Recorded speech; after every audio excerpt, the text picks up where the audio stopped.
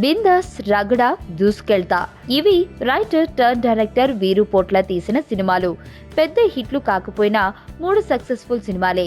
Minimum guarantee దర్శకుడిగా పేరు తెచ్చుకున్న వీరు దూసుకెళ్తా తర్వాత విక్టరీ వెంకటేష్, మాస్ రాజా, రవితేజ కాంబినేషన్లో ఓ మల్టీ స్టారర్ ప్లాన్ చేసినట్లు వార్తలొస్తున్నాయి. కానీ ఈ ప్రాజెక్ట్ ఏమైందో తర్వాత సమాచారం లేదు.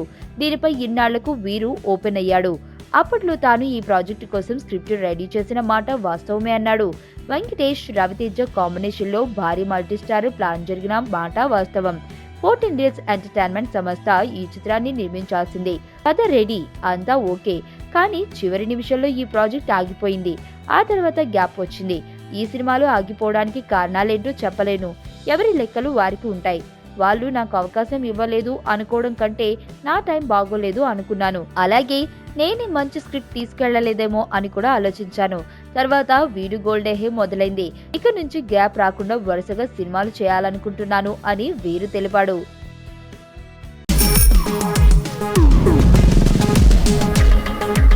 ప్రపంచంలో ప్రతి ప్రేమ కథ మధురంగా ఉంటుంది.